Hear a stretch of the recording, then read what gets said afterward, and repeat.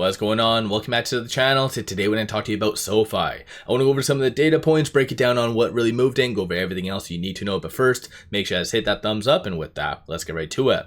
So SoFi did close 4.29% in the green after hours, extending that slightly, 0.54%, 1606 the low, 1681 the high. So today was pretty kick-ass. It was able to get above a lot of key resistance levels despite kind of the setback, and the setback meaning there was a bearish rating. So our friend at KBW, Tim, who does have a 63% success rating, did give a sell $9 price target. So kind of crazy stuff.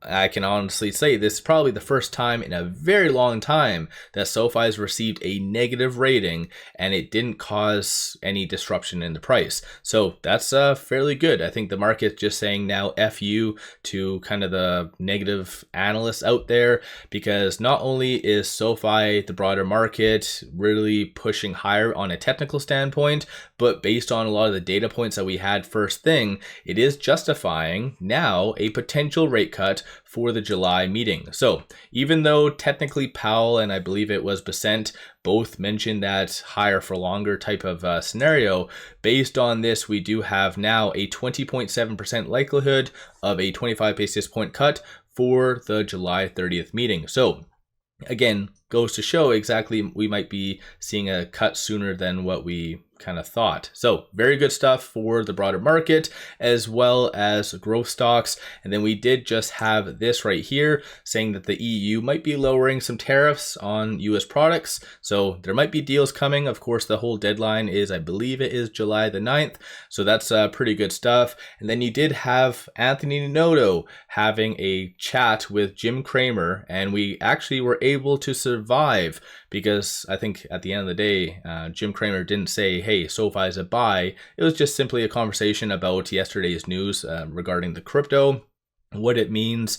So yeah, SoFi not only was able to survive the Cramer curse, but it is hell bent on really moving higher. So pretty good stuff all around, I gotta admit. When it comes down to shorts, I'll give you a quick overview of what they did. So they did increase 301,000 shares. 13.55% of the free flow is being shorted. Works out to be 147 million shares overall being shorted. Cost to borrow minimum back at being positive, so always good to see as far as that goes. Moving over to the options, we had 30 million in calls, 6.31 million in puts. 48% of all the options being done are optimistic in nature. So not only has SoFi really moved up quite significantly, so over the last 5 days up 12%, over the last 1 month up 26.83%, big money clearly is still anticipating further higher highs. And so yeah, it's kind of crazy. Let me know your general thoughts. I have a couple individuals, friends I talk with stocks. Some are mind-blowingly just optimistic. Like they think FOMO is going to happen every single day of the year. And honestly, they sent me a message saying, hey, you know what? The market is just too hot. It's going to pull back. And I see a lot of things on social media saying, hey, we're at all-time highs. Is that due? Are we due for a pullback? So what's your general thoughts? Do you think that this euphoria in the market is justified, or do you think that we are overdue for a pullback? So honest question to a lot of individuals out there. But aside from that, from the bulls, you do see a consensus for it to be above that $17 range for the most part, and then the bears for it to be sub 16. So definitely a lot more upside is still anticipated. With tomorrow being Friday, just take notice of this. So this is all the open interest. So you have 23,000 at that 15, 27,000 at 15.50, 45,000 at 16, 27,000, 16.50, and then 15,000 at 17. So crazy stuff. For whatever reason, if SoFi is able to close above 17 tomorrow, then yeah, you could see a secondary gamma kind of squeeze occur. So big things might be coming for SoFi. Let me know your thoughts on that. These are all the transactions that did occur on the secondary market above $100,000. So big money definitely getting into SoFi. 30.9, 1.8. Honestly, from what I can see from this, it looks as though this looks like just people are legitimately wanting to buy SoFi like it's kind of a hot sale or something like that. So big money is really getting in quite significantly. Same goes for the dark pool. So 9.3 million, 1.1, and then that seems to be the large ones for that. So big money is legitimately buying. That's kind of the moral of the story. So once again, if you think that FOMO is occurring and if it's justified, something to keep in mind. But with it closing at 1677, it was able to successfully get above that 1643 resistance point. So the next strong target is going to be moving over to the classic 1784. So pretty much still within that range, the happy price. As I've mentioned though in previous videos, if it was going to get to kind of where we're at, you are going to essentially see it being considered rather overbought. So first sign of weakness, such as PCE tomorrow, you could see some negative volatility, so some consolidation. So just be aware of that. Tomorrow's a big data point to really watch for. But again, for even SoFi institutions and whatever to ignore a negative rating, it literally does show that the market is really wanting to move higher. So aside from that, no new articles really coming out or anything as far as that. One thing I do want to kind of bring up though, I'm not really a fan of 𝗖𝗢𝗡𝗧𝗧, so I'm not going to bring this article, but 𝗖𝗢𝗡𝗡𝗘𝗧𝗧, this, if I'm saying that right, there was one stock that Anthony 2 earnings ago said that they were thinking about doing some partnership. They never actually dropped the name, but there was a fireside chat with this stock, OPPFI, and honestly, it seems like it fits and it would jive with SoFi. So for those of you that like to do additional research, just kind of look at that company. It does look as though that there could be something possibly where SoFi could benefit from. Of course, nothing has been officially announced, but I know Anthony did mention that 2 quarters ago that they were potentially looking at some sort of partnership. So let me know your general thoughts on that one. So I kind of found this article interesting. Again, not really a fan of 𝗖𝗢𝗡𝗧𝗏, so I'm not going to waste your time with that. But essentially right now you do see SoFi on the actual chart itself relatively overbought. As I mentioned, once it was going to get to these levels, it was going to be considered overbought. But on the actual chart, it's above all the key pivotal moving averages that I like to look at. So it's above the ALMA, 50, 100, 200, everything. So you're legitimately seeing a massive breakout occur. Nothing wrong with that. But keep in mind, like I said, technically the first sign of weakness, you could see some volatility. So don't be surprised if you see a lot of volatility in the foreseeable future. But nonetheless, pretty exciting times. My call options that I did buy when it was roughly around that $11, $12 range are paying off nicely. Kind of wish I would have sold a little bit more puts more aggressively. That way I could have received a little bit more shares, but honestly I kept the premiums on those. But yeah, honestly, crazy stuff. If it does get to most likely around the $18 range, this is where I'll probably start to sell a little bit more covered calls on my positions, just to kind of lock in some additional premiums. Because for those of you that do options, you would notice that there's a little bit more extra on the table for premiums. So SoFi, I know that's been one thing that people generally don't like, is that like to sell covered calls and to buy or sell puts, it's like cheap, like you don't really get much for it, but it's starting to kind of pick up a little bit. So the IV and volatility definitely has stepped up. So again, for those of you that do options, just kind of research that. Keep in mind though, you don't typically want to sell covered calls if you feel that the stock price is going to go higher.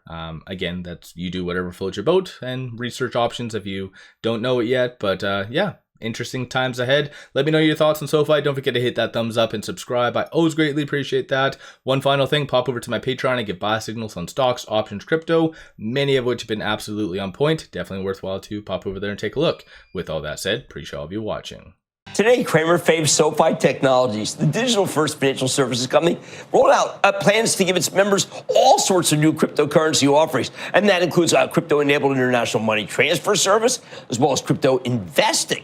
Eventually, they'll say they're going to launch a service for stablecoin payments, and they'll even allow customers, get this, to borrow against their crypto assets. Crypto investing is actually a service that SoFi used to offer for backing away from the crypto space in order to get its banking charter in 2022. Now, though, we're living in a very different regulatory environment where the company can get away with operating as a bank and providing crypto services at the same time, which they always should have been able to do. So let's take a closer look with Anthony Noto. He's the bankable CEO of SoFi Technologies. Anthony, it's been way too long. Welcome back to Mad Money. Thank you, Jim. Thank you for having me. Sure. Now, Anthony, you have offered a really, what I regard as a broad new suite of products. And I want to give you the floor to tell people what you can get if you sign up with SoFi.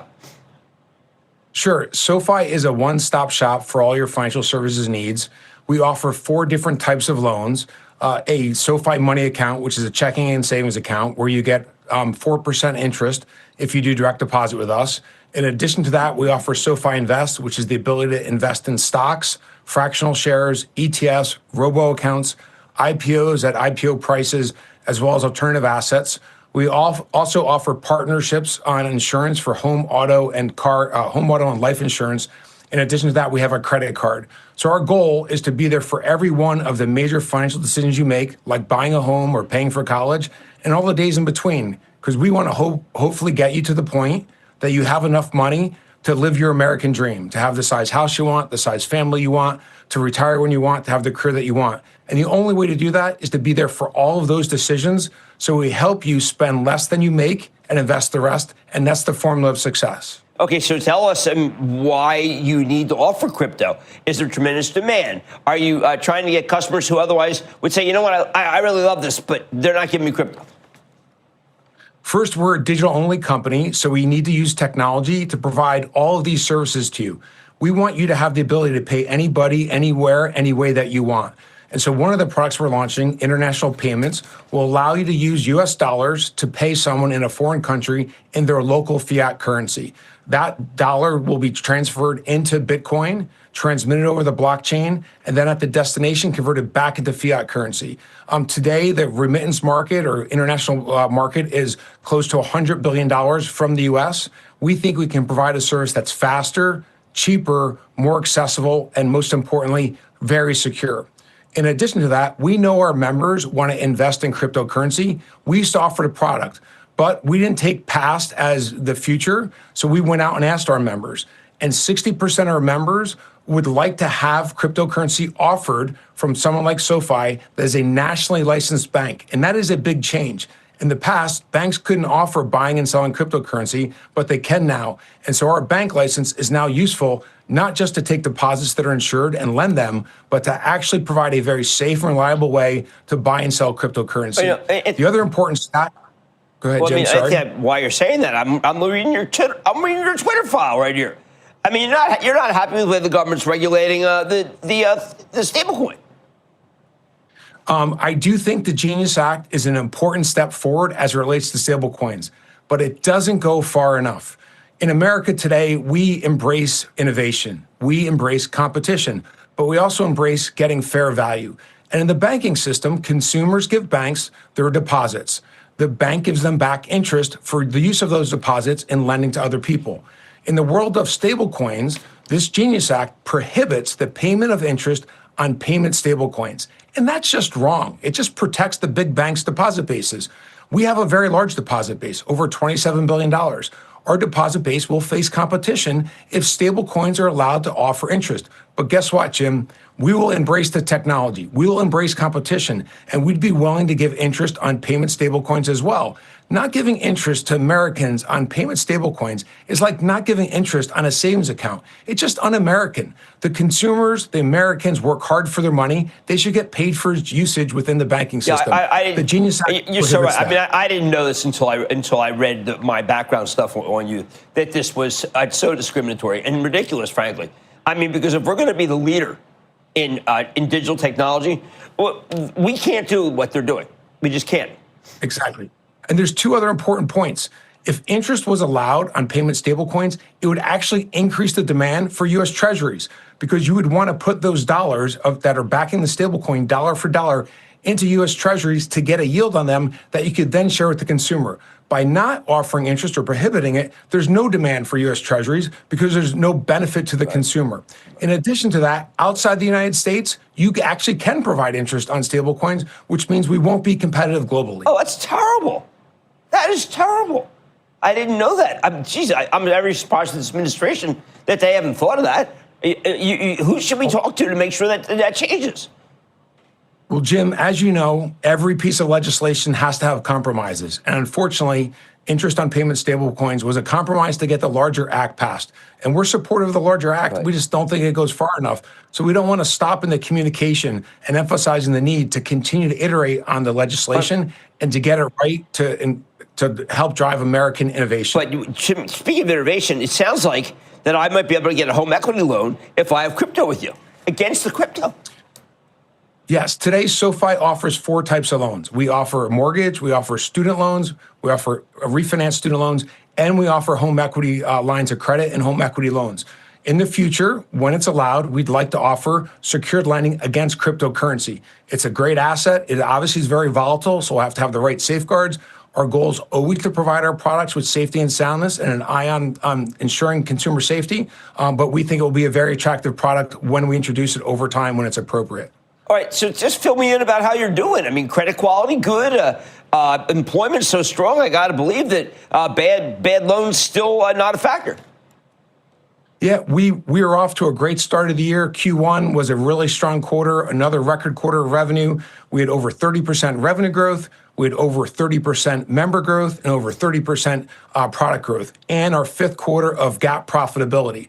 So the business is hitting on all cylinders. Our guidance for the 2nd quarter was for continued acceleration in revenue growth at the high end and continued strong durable growth that we've delivered over the last 12 quarters, despite all the volatility that's been in the market. As you mentioned, credit has been strong and continues to improve. In addition to that, we're seeing really strong demand on point of sale spending. And then finally on Invest, our net flows have continued to be positive relative to the market. So we feel great about the consumer strength and the outlook. There's obviously a lot of uncertainty and things could change in a moment, especially with all that's going on a global basis, not to mention inflation and interest rates. But the team's done a phenomenal job executing and delivering for our members. Well, I got to tell you, I mean, I'm listening to you and I'm thinking in this new world where Bank of New York, BNY, is interested in buying Northern Trust, I have to believe that SoFi is incredibly undervalued. And you're the only one other than Robinhood that has this demo. I can't believe that some of these companies don't want to just buy you to get the younger demo.